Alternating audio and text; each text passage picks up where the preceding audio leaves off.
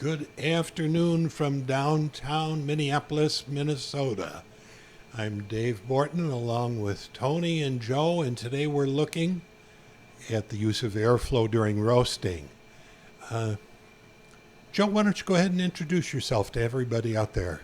Sounds great. Yeah, I'm Joe Morocco. I work right up the street in this beautiful mill city at Cafe Imports, where I am the Director of Education and also a Senior Sales Associate. Basically, I sell green coffee and help people roast that green coffee to the best of our abilities. And with me is Tony.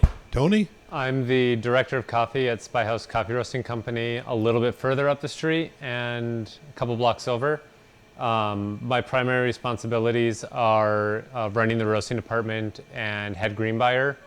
I do oversee quality control and barista basic training, but ultimately my main responsibilities are green buying and roasting.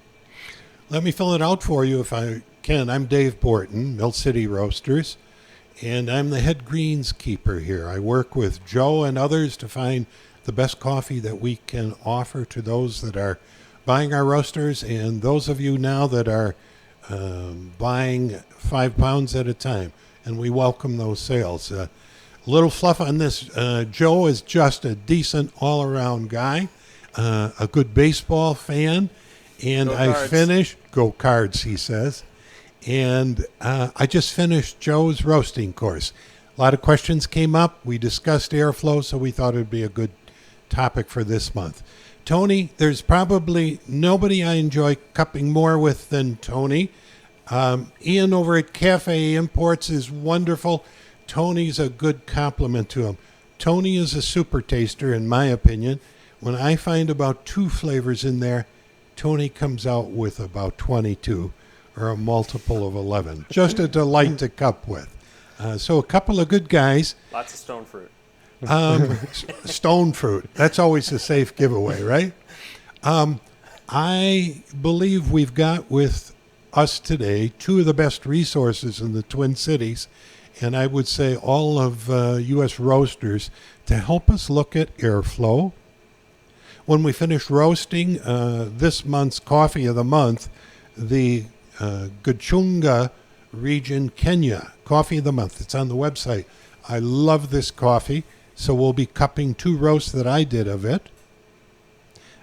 So we look forward to Cupping 101 after we finish airflow. Full agenda. Joe, where would you like to start? I think we should start with airflow. Let's just blow them away from the beginning. Little airflow joke for you there. So when I think about airflow, you also want to think about what exactly are you doing whenever you are bringing air through a drum, or when you're not bringing air through a drum. So to simplify things, the 2 major types of heat that you're applying to your coffee are going to be conductive, which is that heat of the coffee seed touching the drum wall, or a hot seed touching another hot seed. It's that contact heat.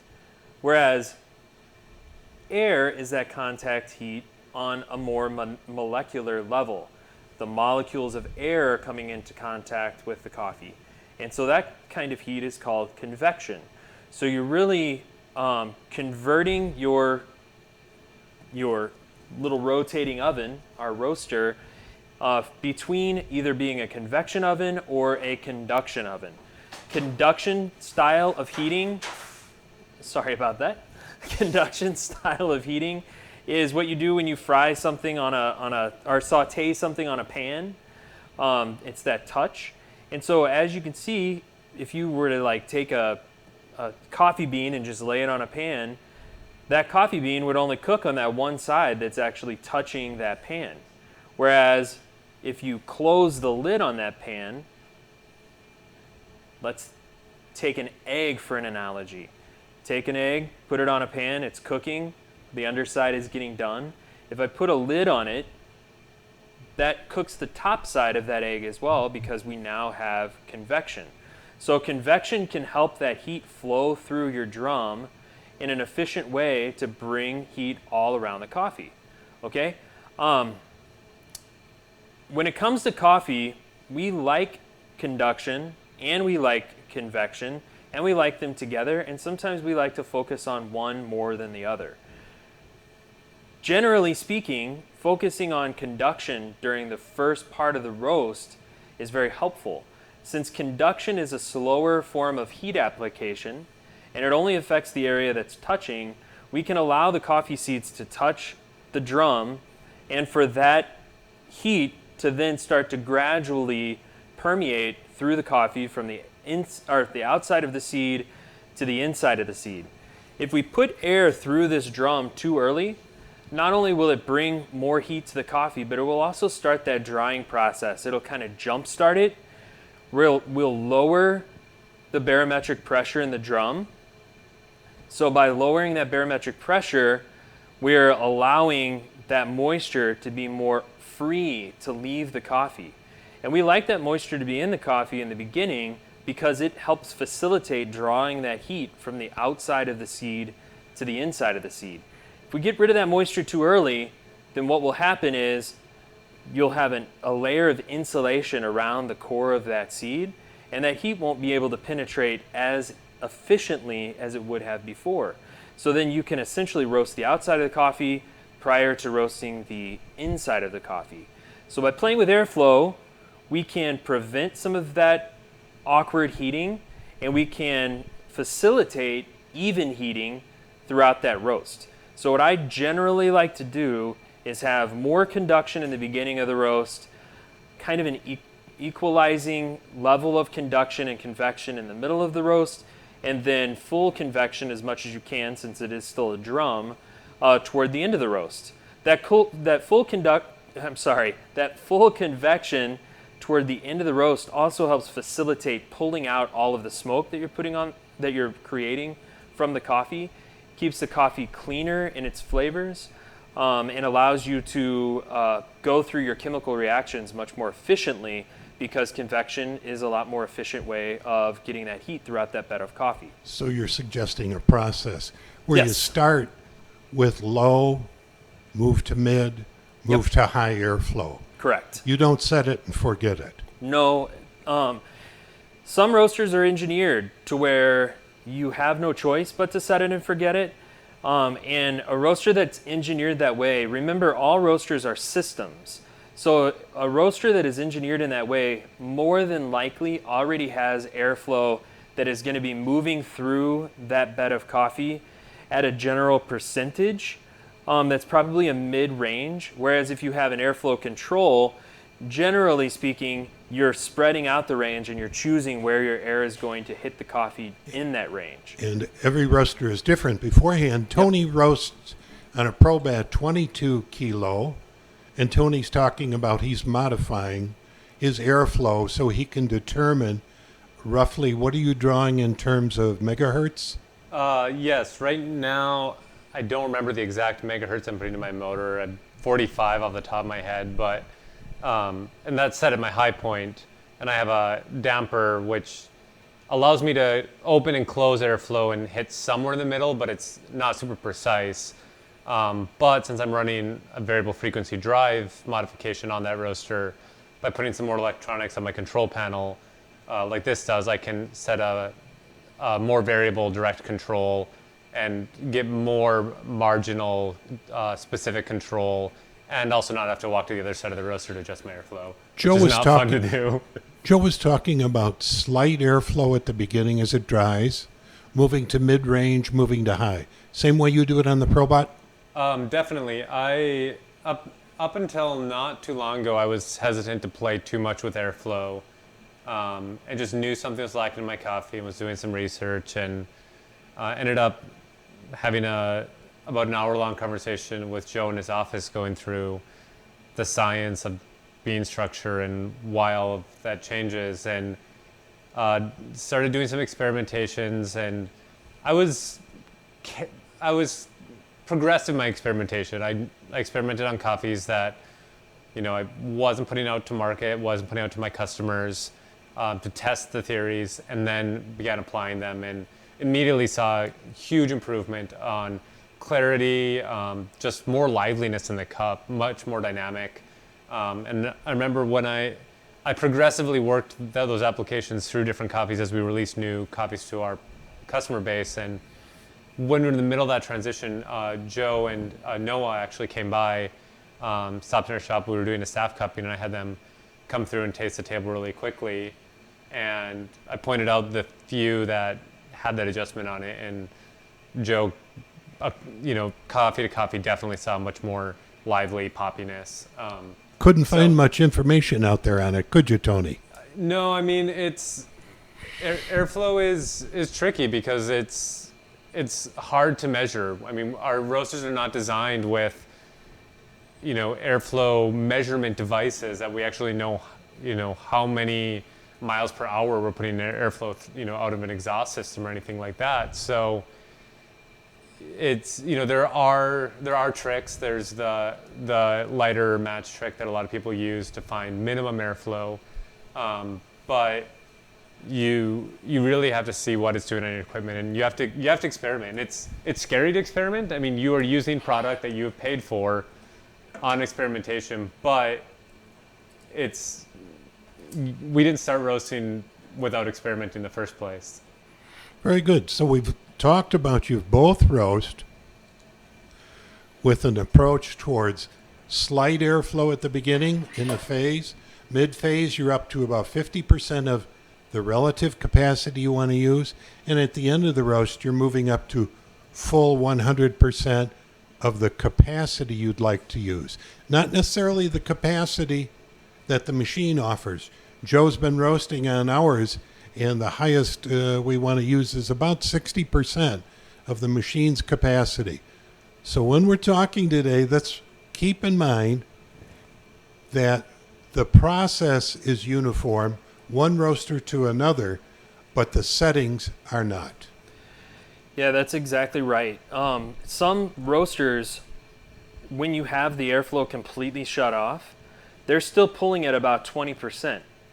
Other roasters, like for instance this roaster where I have complete fan speed control, when I have this fan cranked all the way to what its 100% is, it is pulling a ton of air. And so that is almost over aerating that bed of coffee. As I found out this week. Yes. So you really want to roast, taste. When you're making your adjustments, I encourage you to make one adjustment at a time, then taste that coffee and see how it influences that coffee.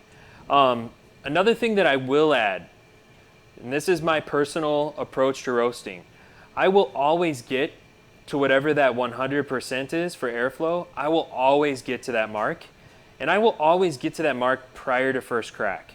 However, I won't always go to whatever my 0% or my lowest setting of airflow would be. I don't always get to that point. Depending on density, I will have more or less convection in the very beginning of the roast. If I have a really low density coffee, low grown, Brazil. let's just say cheap coffee, if I have a cheaper coffee. You don't have those. Never. Or sometimes there are these fluke coffees, these weird coffees, like we have some low grown Ecuadorian coffees that we bring in that have explosive, almost geisha-like qualities. Or geisha itself is a very low dense variety in general. Those coffees, I may have more airflow in the beginning of the roast than I would for another coffee because there's not as much density there already. So facilitating holding on to that moisture is kind of a pointless endeavor. I need to start heating that coffee with convection earlier on in the roast. So there are rules. These rules are gray, and they range from gray, different shades of gray, and you are entitled to breaking those rules if your results taste better. So don't think that any of this is like a set law in stone. These are general guidelines, and within a range of low airflow, medium airflow, then high airflow, you're going to find best results for different coffees and on different roasters. If you have a roaster that your highest airflow is still extremely low, like the Quest is coming to mind, then you may not be able to apply all of these principles to that roaster, and you can expect that tasting coffee off of another roaster that does have these principles applied is going to be a different experience. Not only are the roasters going to vary in the way that they roast, but they're also going to vary in the way that they have an output of flavor. And so you are going to have a range of flavor possibilities that this roaster that you're working on will create with that coffee that you're working on. So it's best to experiment, find where that range is in general, and then pinpoint different coffees within that range. Joe, you want to show the use of a cigarette lighter just to demonstrate airflow? Sure. So here you have your trier port, and you just light a lighter or a match in front of it. Put it up against it, and you can see how it's pulling on the flame. Right now we're at about 50% airflow. Go ahead and turn that to 100. 100%? All the way up. Yep. Or 100, 100? 100, 100. Okay. And I'm going to light this over here, and then I'm going to bring it in front, and you can see that it just puts that flame right out. It's sucking a lot of air through this little drum. So put it on about 60, and you can see now it'll suck that flame, and it'll almost put it out, but it just draws that flame almost flat. So, and we didn't use the lighter to experiment where that 60 was. What we did is saw how the coffee was heating in relationship to where the airflow was during those later stages in the roast, and in relationship to where the gas was. If the airflow is pulling more heat away, then I know that that airflow might be too high. So that airflow can also start sucking more air than your flame is able to really heat up in time for that air to get from the flame in through the drum. So when that starts to happen, just lower your airflow. Even though it may be less than 100% and you may be at first crack, it's 100% for the capacity that you're roasting. I'm ready to go. Let's roast. There you are. We're Okay. roasting the Kenyan Coffee of the Month today. We grabbed it from Cafe Imports. It's on the website. It's wonderful. We're doing full capacity 1 kilo. The North 1 kilo roaster, in my opinion, you don't have to back away from the 1 kilo to find the sweet spot. It works beautifully for me, right at full capacity. So we're roasting 2.2 pounds. And Joe, you want to talk about how you begin to look at what your charge temp is? Yeah, you bet. So I am not super familiar with this roaster. I've roasted on it a few times. Today, just to be totally transparent, we did a batch about an hour and a half ago or so where the batch went in about 7 minutes. So, and that's at full capacity. And I was not at full gas on the drum, and I was not at full airflow. So this thing can heat some coffee very quickly. So we're going to keep our gas pretty low in comparison to where we can go. We can actually go all the way up to 15 bars on this. With 15 inches of water color. 15 inches of water, sorry. We're on natural gas here. The highest we're going to go with a full capacity is about 4.5 to 5 on this roast, which many roasters, they'll only go to about 6, 6.5. So don't feel like you're missing out if yours doesn't go to 15. It's just a little extra. Tony, inches of any water idea there. how many inches of water column you were roasting with? I have set my incoming line at 6 at my maximum. I don't go quite up into that range because I still have a little bit more capacity I could put on my roaster. And that's for 22 kilos. Yeah, 6 so, inches of water column. I mean, the heating elements obviously are proportionately larger than this, but it's not strictly amount of gas that you need to power your machine. Very good. And we're going to start with a drop temperature of around 400 degrees. That's a generally good place to start whenever you're getting used to a drum or Ambient temp of the drum. Yep, ambient temp of the drum is around 400 degrees. So that's a general guideline. Some probes will be different. So if you have a probe that is thicker, or if you have a probe that has some kind of sheath over it or something of that nature, that probe may be reading less than that. If you have a very thin probe, or if you have the probe is like really close to the drum wall or something of that nature, you may be reading higher than that. So find where your drop temp should be. Okay? All right, we're gonna go ahead and drop in You give me computer instructions here. I'll be ready to go. You got it. And I apologize, my back will be to you part of the time here. My gas is now off. My airflow is now down on what we would call very low. And I'm going to drop the coffee in now. Okay, I've marked charge, and we're using Artisan, free software, to help us with the telemetry, the metrics that are going to help us with incoming air, exhaust temp, bean temp, and delta bean temp. And I'm going to ask you to tilt this for me just a bit. I apologize. So here at about a minute in, we'll turn our gas back on and we'll crank it up to what we're going to call 100% gas for this roast, which we're going to go to about 4.5 inches. Okay, again, the capacity on this is 1 kilo. We're using natural gas. Joe is starting his drying phase with 60 seconds with burners off. We're at 53 seconds, so I'm going to go ahead and switch my roaster on, my gas on, and now I'm going to ignite that. And now right at a minute, I am dead set on 4.5. 4.5 inches water column. And now I want to watch my coffee, watch my temperature to see where that turnaround point is, how low that turnaround point is, and then how quickly it's going to bounce back up. Joe, you had turnaround at a minute, 3 seconds, full Excellent. kilo. And right now we're at about 25 degrees per minute, and that's climbing rapidly on our rate of rise.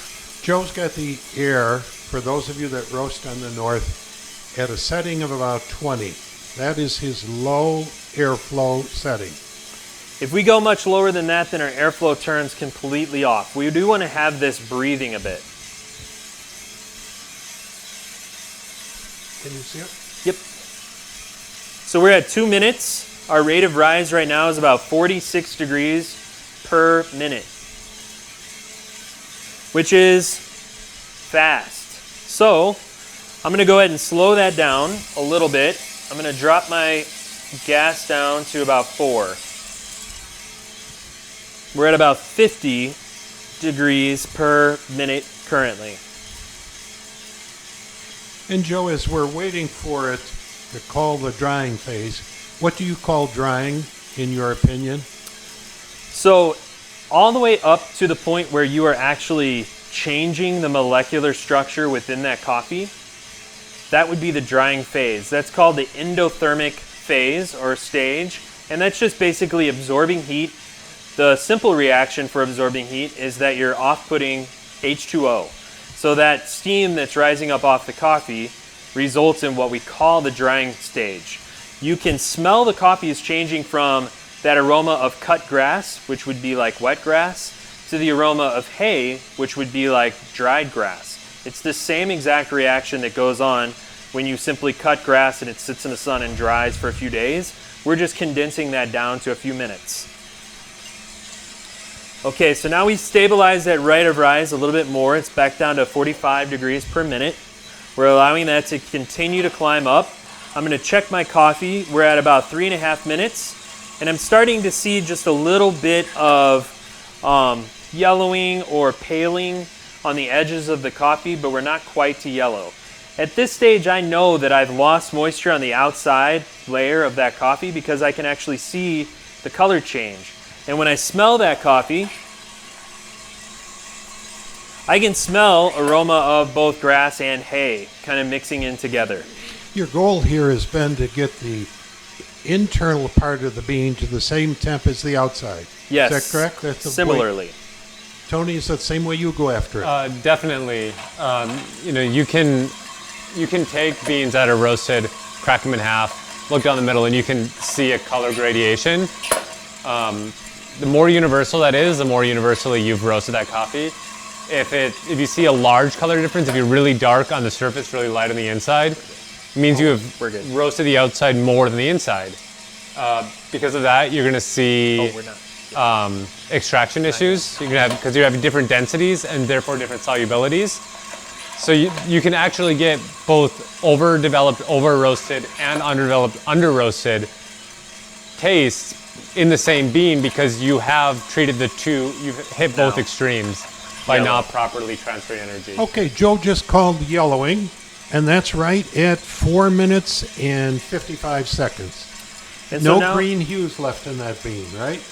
that's right. Yep, totally yellow all the way through as far as you can see without any kind of oranging. So now I'm moving this from 20, the setting on the north roaster, to 40. My, what I would call 0 would be 20 on this machine. My 100 would be 60 on this machine. So right now we're at 50-50. I hope that's making sense. Yeah. Right at the point of yellowing, Joe opened his airflow from a setting of 20 to 40, and that 40 he is understanding is half of the capacity that he's going to use in this roast to get that bean convected. Sorry about the microphone drop there, people. You got a good declining rate of rise going, Mr. Morocco? Yes, it's a good declining rate of rise. I'm starting to see a little bit of tanning to this coffee and a little bit of the chaff wanting to peel away. I'm going to drop this down to about 3.25 at this point. So we came down to about 15% Yep. in BTUs. As I said, Joe made his adjustments at a clear color marker. Your coffee is telling you what is happening. If you look at it, if you smell it, if you see a large change in appearance or aroma, it's probably a good indication there's a large change molecularly and structurally within that coffee. And I like to work with the coffee and react along with its natural reactions. When something has changed, it means there's another change taking place. And timing your changes actually, on the surface, may appear aggressive, but you're actually following along with what is naturally happening within that coffee. And I've watched Tony roast. The thing that Tony introduces is this telemetry, these metrics. I hear you. These metrics are a tool. This is not roasting, this is roasting. And I've seen Tony, he'll use his metrics on his left hand, but he's roasting with his right hand. We've got first crack. A little bit fast at 7:30. And I've gone ahead, since it snuck up on me a little bit, I've gone ahead and adjusted my airflow to 100% or 60 on the north roaster to bring that smoke that's now going to start developing, the output from that molecular exchange, out of the drum. Bean temp, just to give you an idea, is sitting at about 395 right now. And we just started rolling into first crack. Yeah, there's the roll. Anybody like some aroma check?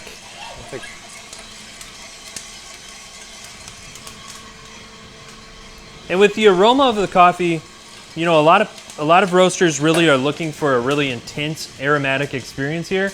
It is nice to get that experience. If it's too intense, though, that's aroma that will never be smelled again, and it's gone.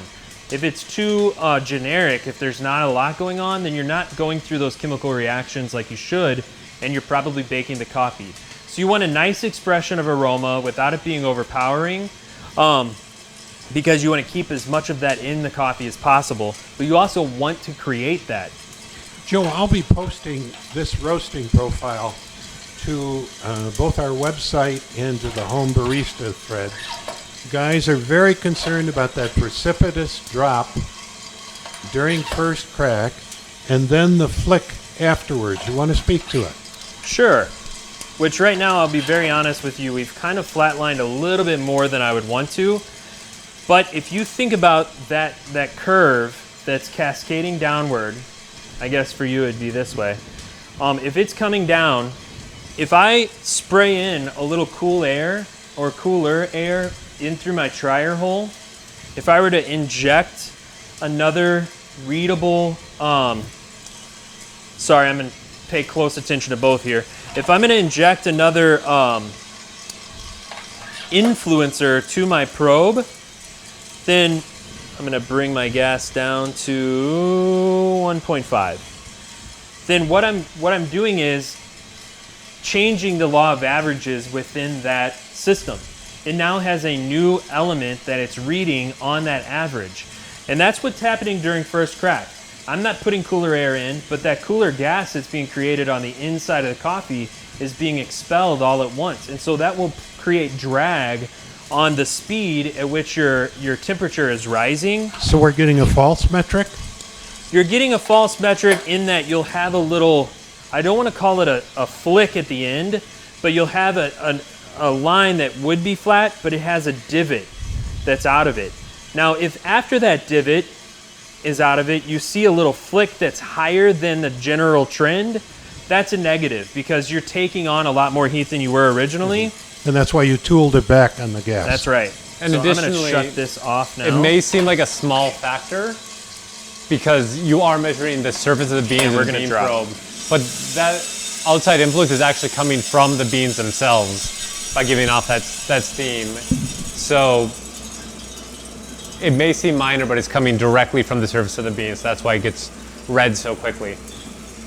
Yeah, if you think about volumetrically, every coffee seed, just carbon dioxide in general, creates about 3 times its own volume in carbon dioxide during the process of roasting. So if you have 1 part volume coffee in your drum, and your drum is only so big, and then all of a sudden it's filled with this exponentially larger amount of cooler gas, then that is going to influence the amount of temperature that coffee is showing that it's rising. Even though the material itself may still be on the same track or trend, your temperature reading is going to show down because you've added that new numeral to your equation of averages. Okay. And don't Thoughts? forget, just Thoughts? because, I'm so sorry. Go right ahead, Joe. Don't forget, just because I throw this out there or somebody else throws something out there, that doesn't necessarily mean that it's fact. We are still in a very infant stage of discovery when it comes to roasting. So try it. Try it for yourself. If you see that divot and you're not trying to prevent that divot and you allow it to come naturally into your roast profile and the roast continues on that nice gentle downward slope other than that divot, cup that. Then do another one where you try to prevent that divot, where you try to keep it a seamless line. Cup that. Then another one where you may have the divot and it may come up. Cup that. And then another one where you don't have the divot and it comes up. All 4 of those, in my professional opinion, the one that is cascading at a nice steady slope but has the divot will be the better cup between those 4. So long as it doesn't flick back up. So long as it's not, and there are exceptions to every rule. So every now and then you'll find a coffee that actually prefers to have that little flick up at the end, but that's very rare. Joe brings in a good point. It is so easy in coffee to get attached or married to an idea and defend it like it's gospel. And what Joe's suggesting is form your own truths relative to coffee. When you're posting on threads, you don't have to be emphatic and married to an idea. Send it out as, this is the way I roasted and this is the cup I got, and I'm now going to compare it to. Keep it as a learning event as opposed to, I've reached the penultimate of coffee cupping, I've arrived. It's not helpful to learning, and one of the things that intrigues me about coffee is there's something always else to learn. Yep. Tomorrow, tomorrow, tomorrow. And go ahead. To add to that, cup blindly. You know, I cup every production batch we do. They're all grouped by type, but I'll cup, you know, this morning I cupped 3 batches of the same offering next to 8 batches of another offering, and I didn't know what any of them were in order, because we have presuppositions. We have things we want to find and things we will defend unfairly because we want to find them. So as we move into cupping here in a little bit, when you go to cupping, cup blindly. You'll be surprised very often, as to your findings and results, and test theories. Like Joe was saying, he's telling you what he, in his professional opinion, will be better, but go try all 4. Do a couple extra batches and taste them side by side and see which one really is better. And understand that we're all in different environments on a different equipment, and the probe technology is not universal across the board. Data logging software is not universal across the board. My probes behave very weirdly on my machine. Your probe placements are different than mine. My probe placements are different, and honestly, my probes read really, really weirdly. But you understand them relative to your own stuff. I understand how they work for my equipment, and I use that information. I know that on a different machine, my turnaround temperature is going to be significantly lower than what I read on my machine, and my rate of rise is going to be significantly different because limitations on the design of my machine restrict probe placement and the depth of the probe and the thickness of the probe. So what one person may be seen as more reactive may actually be the exact same application of heat, but it's reading, our equipment is reading them differently. Data logging software, all this stuff is very new in coffee. I mean, I don't know when it first came out. I can't speak to those numbers, but When did you first use it, Tony? When did I first use data logging software? I first used digital data logging software about less than 2 years ago, to be honest. 2 years ago, almost to the day, I would say. But, I used paper. Paper told us a lot of those kind of things. And there's guys still out there who are doing paper. My system that I use a modified data logging system that combines the benefits I learned on paper to visual digital readouts and graphing. But I created my own system personally. But, I mean, the software that are available are phenomenal. Nick, are you fielding questions? How are you managing that today? I'm just getting a bunch of thank yous. I'll take a thank you. You're welcome. You're so welcome. Thank you. Yeah, we appreciate it. I have never heard such good talent grouped 4 feet apart relative to the stuff I need to know. And so I would add my thanks to both of you guys just for a wonderful session, frank, honest, but full of rich learnings for me. I do have something to add.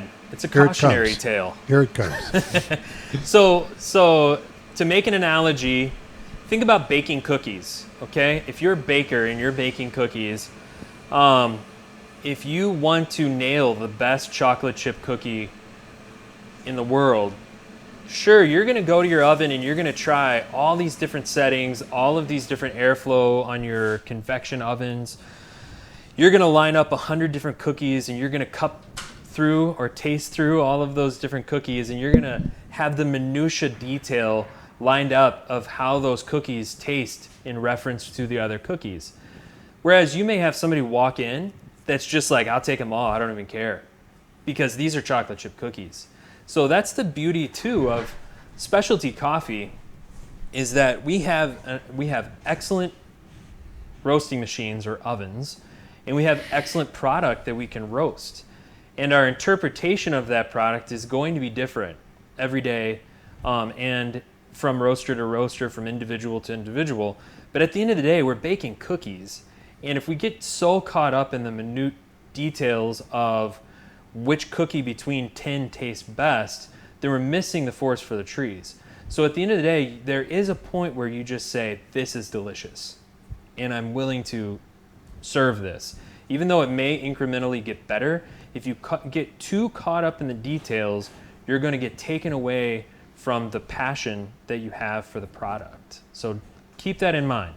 I definitely second that. It's a personal push of mine that those of us in specialty coffee, we get so tied up into quality, what is best, what is better, that we stop appreciating the product, to be honest. We're looking for its faults. And if we're going to talk as much as we do about respecting the producer, if we're going to talk about, honoring our whole supply chain, importers, roasters, baristas, and anybody else along that line that may be in that situation, and we don't stop and enjoy the product, those words are honestly for nothing, because all that work is done to enjoy a cup of coffee. And I've competed on the National Brewers Cup circuit and all of that. And the best cups of coffee I have are the ones Saturday morning given to me by my wife that are not perfectly brewed. You know, at home, I care about how I brew, but I spend 5, 6, 7 days a week trying to perfect coffee for other people. I enjoy a cup of coffee at home with my family, and that's very important to me. She's extending you that cup with a ton of love. Yeah. And that's where I think all the data, all the rate of rise, it's important, of course, but that I've got somebody to share that with, or somebody that cares enough to extend that to me, that's the cup I want. That's right. People say, "What's your favorite coffee?" I said, "The coffee I made today." You know, it's always out there, a better one. Shall we move into cupping, gents? I would love that. Now that we've become philosophers and poets. Life lessons. What you've got before you are 2 roasts of the coffee of the month, the Kenyan, that I did. One was roasted 6 days ago, and one was roasted 2 days ago. And we're going to take a run at it. We're not so interested in cupping this specific coffee as we are in cupping 101. And I asked Joe and Tony to take it from the vantage point or the viewpoint of folks, men and women are out here, have never cupped with anybody, all the way up to you that are already using SCAA protocol. So we'll be going through it. Joe and Tony, would you set up some of the protocol? Definitely. So there's some just basic general things. As much as possible, you want a quiet room. You want to avoid distractions. Distractions in general. Fragrances are huge. I mean, this is a sensory-based thing. Coming in as neutral as possible. Don't necessarily go eat that super spicy Mexican burrito right before you cup and blow out your palate. You know, especially if, you know, in any situation you're doing evaluation, you want to be as clear and neutral as possible. Fragrance-free, so positive and negative fragrances Easy should on the both be perfume. removed. Easy on the perfume. Easy on the heavy deodorants. Easy on the BO. Yeah, easy on the BO. I said positive and negative. I typically brush my teeth after I cup rather than before. Yeah, you don't want that lingering bitterness. And did you put Joe's in the same order that I have? The one with the post-it note on the bottom is number 1. Okay. Okay, so these are blinded for us. Perfect. Well, that's fine. We'll see. We'll see. Protocol, gentlemen. So another protocol, a couple of things to keep in mind. The reason that cupping is set up the way that it's set up is more for communication about the product than it is about necessarily exploring that product, although those two things kind of work hand in hand. Within the SCAA guidelines, they say that you're supposed to have 5 cups of one coffee. So right here we have 1 of each that we're going to do a side-by-side comparison on. But for an actual protocol cupping, you want to have at least 3, and that's outside of SCAA protocol, because then you can see the consistency of cup to cup. If there's one defect, you know that it's not 100% of the coffee. You know that it's at least 33, if not, less than that, or at most 33%. Most 33. If I have 5 cups, then at most it's 25%. And the amount of occurrences of that defect will encourage me to possibly do another cupping with perhaps, at Cafe Imports, we've done, I want to say even 100 cups of one coffee to see the occurrence of a defect. That's very rare. We really don't have defects ever, right? Right, guys? Never. So that is a protocol. However, that is specific to buying coffee. If you are buying coffee on a contractual obligation where you have a contract that is subject to the approval of that sample, you should be cupping that within a protocol in order to accept or reject that coffee.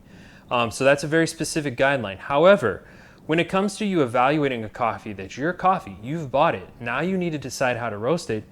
Do 1 cup. That's totally fine. Whatever exploratory means that you go about is okay, as long as you know that there are outside of your walls specific protocols that detail exactly how to go about this. So, What do we got in volumes here? it should be for every 8.75 milliliters or 8.75 grams of coffee, you should have 1.75 milliliters or ounces of water. And for us, that works out here. I like the ramekins for heat retention. When you cup it, most places you're going to find tumblers for clarity of what color the coffee is. That's right. Yeah, so how many ounces do we have here? 5. 5 ounces. 9 grams of coffee to 5 ounces of water. Perfect. Okay. Perfect. Yeah. So let's go ahead. Oh, yeah. And so the grind particle size needs to be generally a little bit more coarse than you would have for drip. Remember that we're adding water that's 195 to 205 degrees Fahrenheit. That is at sea level. So some of you may be at altitude where you cannot quite get up to that temperature. So if you can't get up to that temperature, you have to figure out where your dissolved solids are landing for a certain amount of time and stirring or something of that That'll nature. be for another day. Yep. So we're geeking out really good here. So then along with that, we'll add the water. Once we add that water, that extraction starts, and you'll reach a ratio. So your extraction, if you look at extraction ratio, you extract a ton, and then it starts to really drop off very quickly. Once we reach that extraction ratio, we can let this sit for a very, very long time, and it won't really over extract because our temperature is dropping. Our ratio of extracted dissolved particulate into the water is very high, so the water won't be hungry for more. So we don't have to be super anal about breaking it 4 minutes exactly. Typically over at the importers, we break it 4 minutes, correct? That's right. Tony, how about at your shop? We do 4 minutes to start. It's like to keep it standard. As many variables as we can remove, we do. But we also have a smaller team that are involved and stuff, so it's easy to manage. I'm going to move us along. Who's Okay, going do to pour? And I'll start the timer. Tony, do us the honors. And as you do that, It is leaking. You're leaking. There's the overflow on the bottom. Okay. we're in good shape here. Not to worry. Tony's going to go ahead and pour. Go.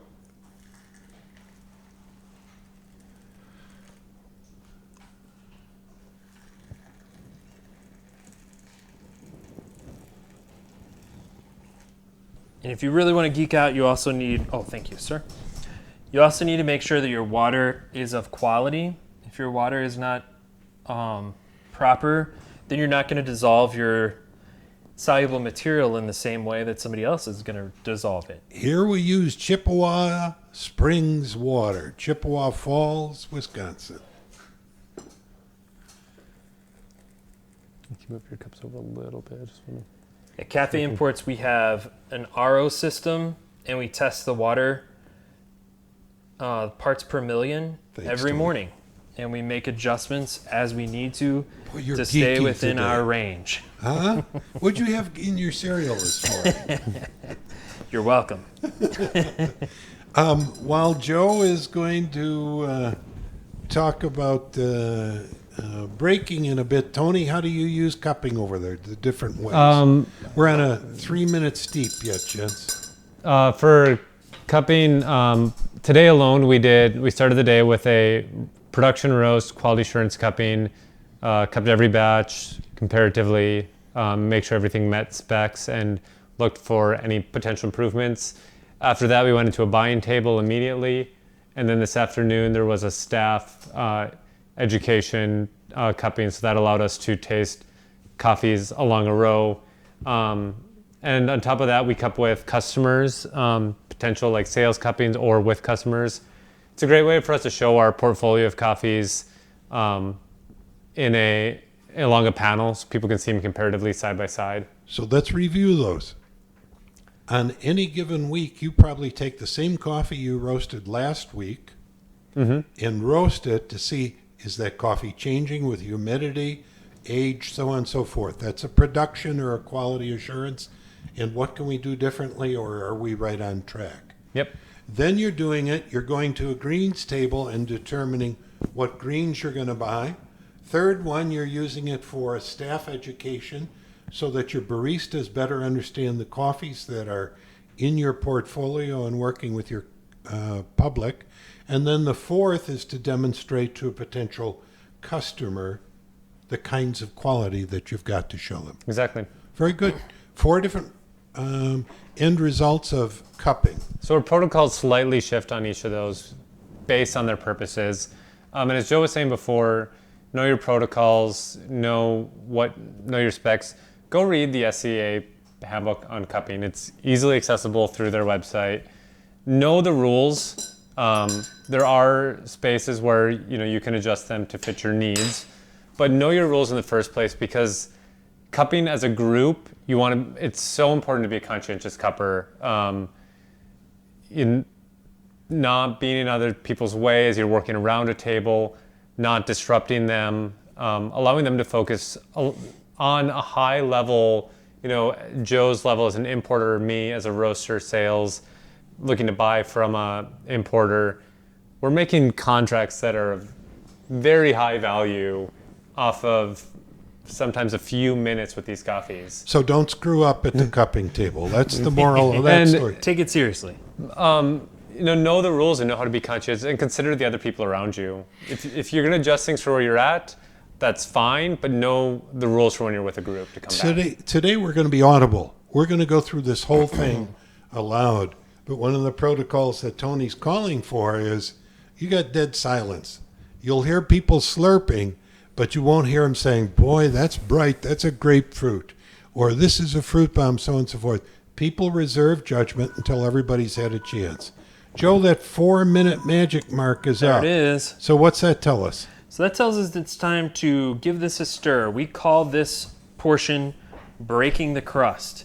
And we really like to get our nose right down there to it. So I'm going to get really close, and I'm going to push the coffee Back of the 3 spoon? stirs with the back of the spoon away from my nose. 1, 2, 3, and smell it. If I do 10 stirs and somebody else does 1, that will affect extraction ratio, so it's good to do the same thing every time.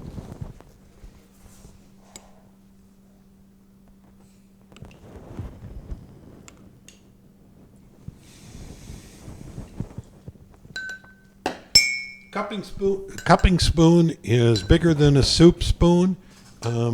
It's more in the form of a ladle. It permits you to get that lip right over the top. Don't keep your lip on the edge of it, but literally have that spoon in your mouth and your upper lip protruding over it. All we've done is check the aroma on this.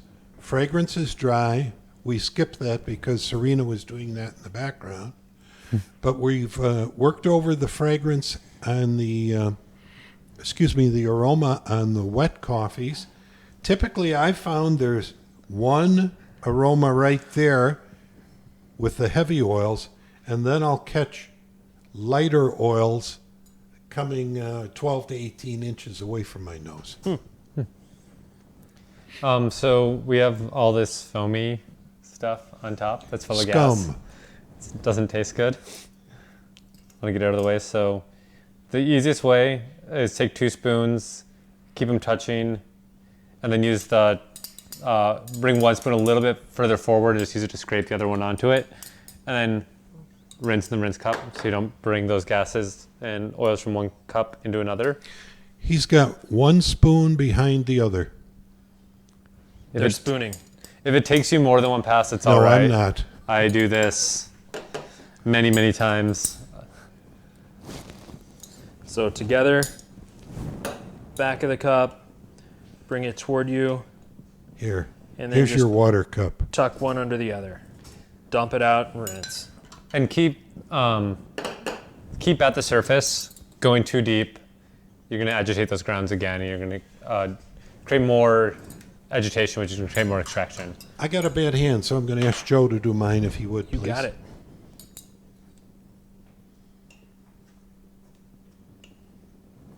I really can do it. Sure.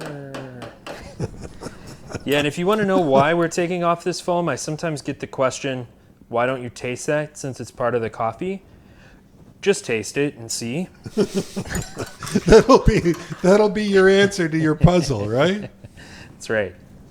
There you go, I man. took a cupping course at the SCAA in Portland, and they were talking about the difference in cultures. The Koreans will go right after this coffee when it's hot. I don't know if that's because the culture uses so many hot soups, but I like to give it some time so I can approach it. The worst experience I can have in cupping is to get that lip burnt. Definitely. And, if you burn your taste buds, you can't taste.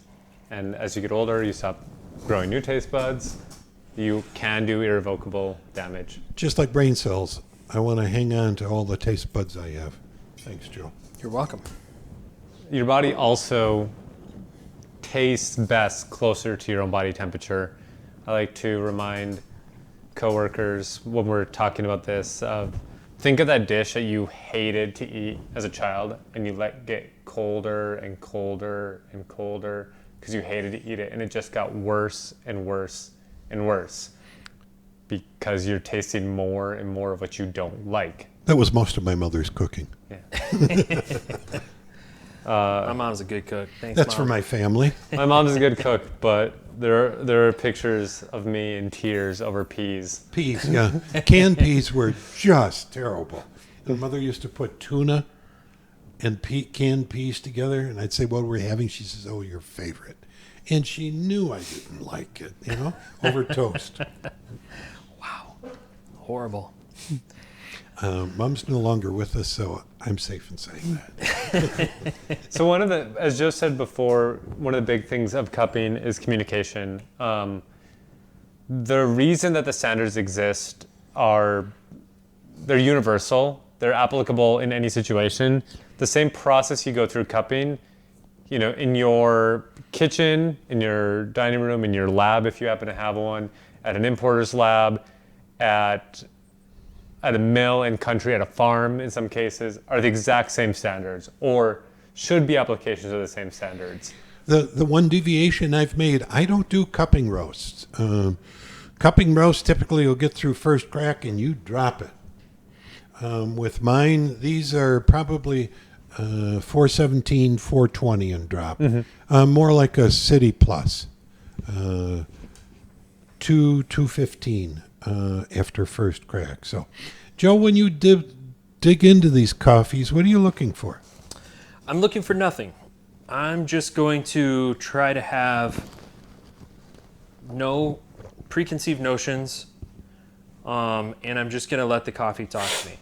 I guess there are different categories that I'll put things in as they come to me. Category of sweetness, category of acidity, category of body, which is the texture, tactile. So when somebody says this has the body of chocolate, that's meaningless to me because you can have a chocolate bar, you can have chocolate milk, you can have all different ways of experiencing chocolate. But when you say this has the body of 2% milk or water or oil, those are tactile experiences. So think about body in that way. I'm going to think about the overall fragrance. So what are the individual flavor characteristics of the coffee? I'm going to think about the general balance. How are these things working together? That's not to say that acidity needs to be here, body here, sweetness here, and they need to be all on the same level. It's kind of more like mixing for music. There are places where the acidity could be really bright and the body could be really low, and that could be a very beautiful coffee. So how do those things work together to maybe composition would be a better word than balance. I knew he'd work music in here. You're welcome, again. So look at the composition of the coffee and just the general characteristics about the coffee. If there's a defect that pops up, I want to know what that defect is. I want to know how to name it. And I want to know what volume that defect is at. So how ramped up is it or how docile is it? And that only really comes with tasting a defect and having somebody who knows what that defect is say, oh yeah, that's the flavor of phenol, or that's the flavor of ferment. Oh man, that's a lot of pieces to the puzzle. Let's dig in here and see what we can find. All right. Sounds great.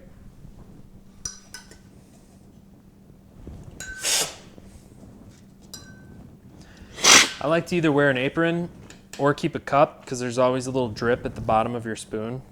When you're cupping at a public place like in importers, you pull your spoon away from the sample that everybody else is going to be working out of, so you don't dribble back into the coffee.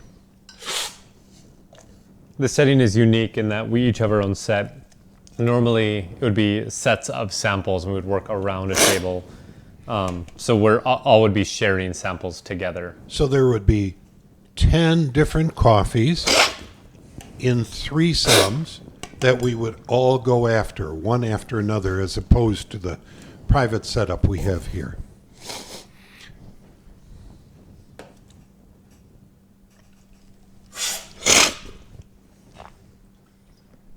Initial impressions, gentlemen. Definitely Kenya. But it's an approachable acidity. It doesn't punch me in the nose or turn me away. No, it's very beautiful.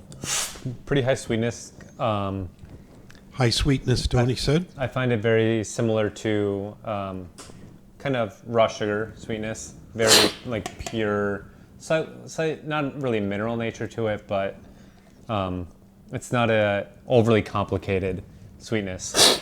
But it's fitting really nicely in that acidity.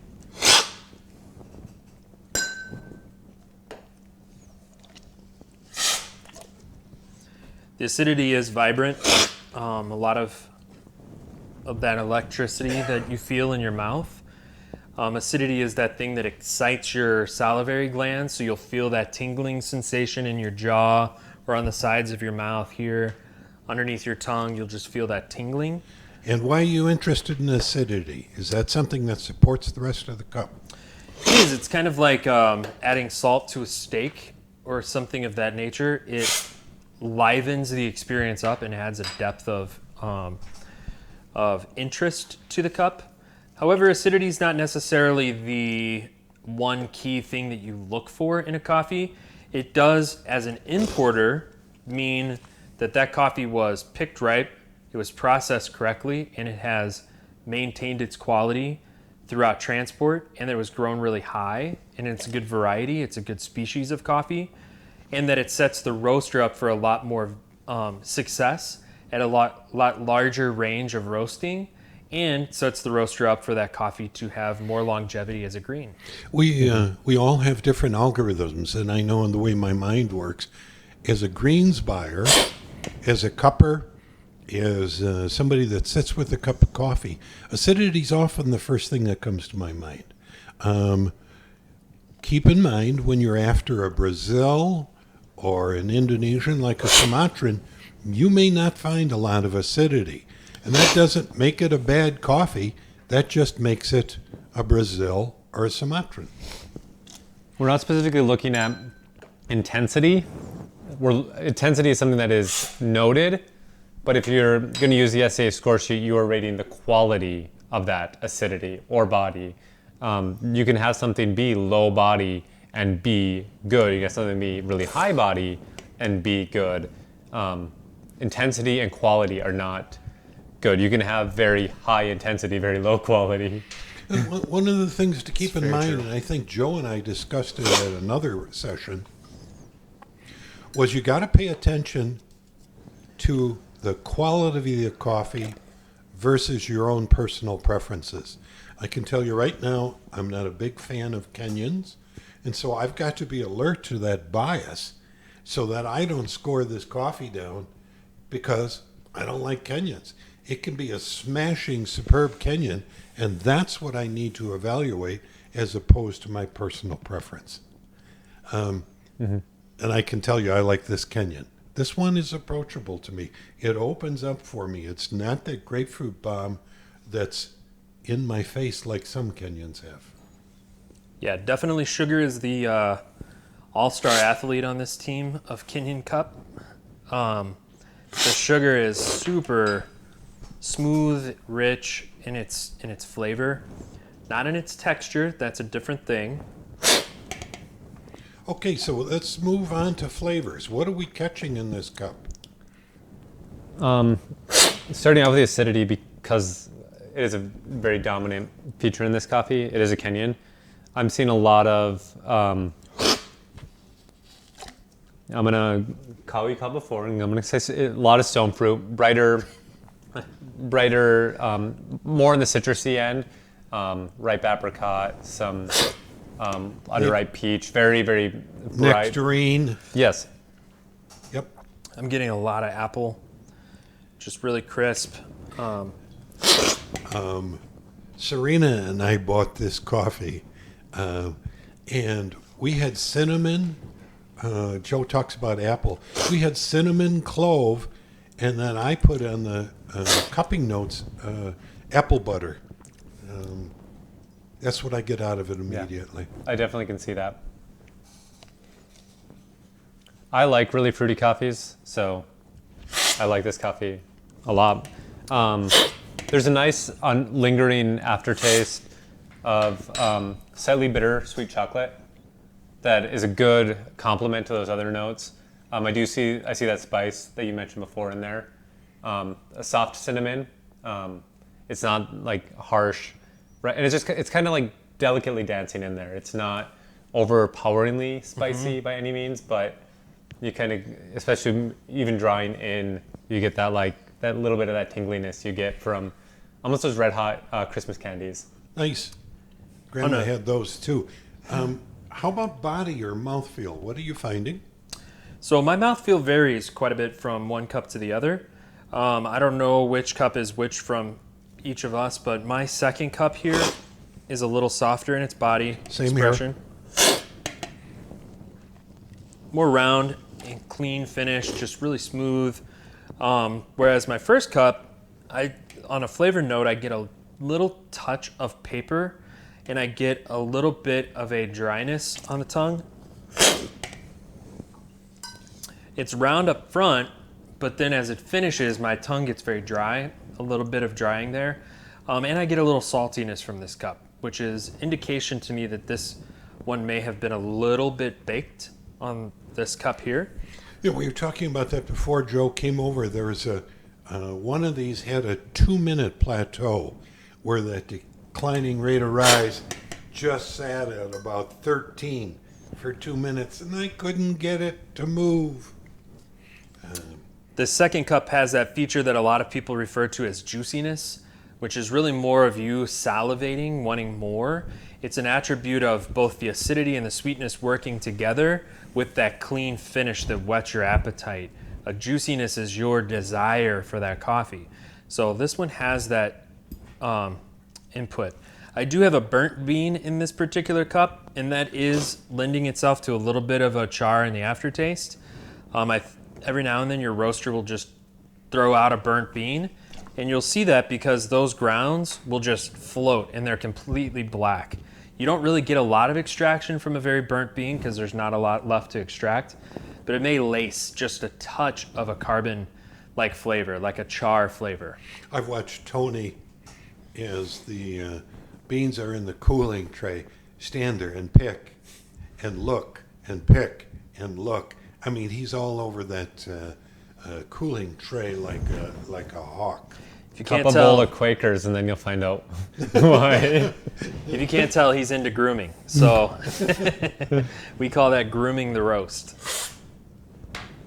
I know which one I prefer. How about finish and aftertaste on these coffees? Again, for me, the second one is just really nice. Long, smooth, sweet finish. Draws me back to the cup. The first one's just that dryness and that little bit of paper kind of comes through. But both of them for me are delicious. I would drink these all day. Serena, what order? One of them has a sticky on the bottom. Is that roast one? Yep, you got it. How about that? It got away from me at the end, and so it had that fleck where after first crack, it went up again, and it's showing up in the cup. whereas roast 4, I'll have to dig that out and see if I can't post that. Both roast 1 and 4, both to our website and to the home barista thread on cupping. So how do you summarize your coffee? What's the cupping experience showing here? For me, I think it's a very great representation of the sweeter end of Kenyans. As Dave mentioned, Kenyans can be aggressive and their acidity can be bitter. I have equated some to bad hotel orange juice, where it's a bitterer and minerally, but this one's really sweet, really, a lot of brighter fruit notes, but it also complex. And I would, if this is what I was in the market to buy, I would definitely buy it. Joe, your thoughts on it? Oh, it's a great coffee.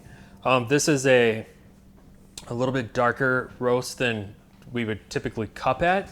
And at Cafe Imports, I'm used to cupping those very, very light roasts.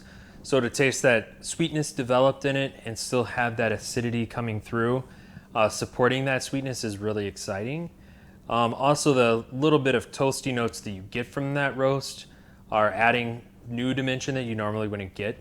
So yeah, Wouldn't get in a cupping roast. Yep, exactly. Yeah, Yep. and that's the way we cup over here. Typically, we'll go after a roast at City Press.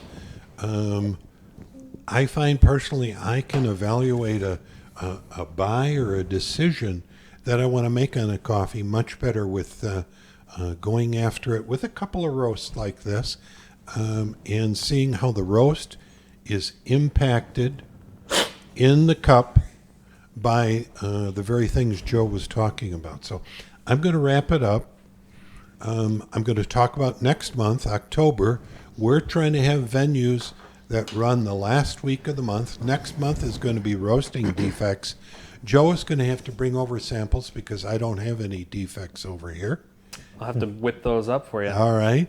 And I picked out the coffee of the month for October. We had a cherry cordial Ethiopian Yirgacheffe that I just grabbed from Cafe Imports. Joe, good pick. So next month we're going to look at roasting defects. And the coffee of the month is the Ethiopian Cherry Cordial.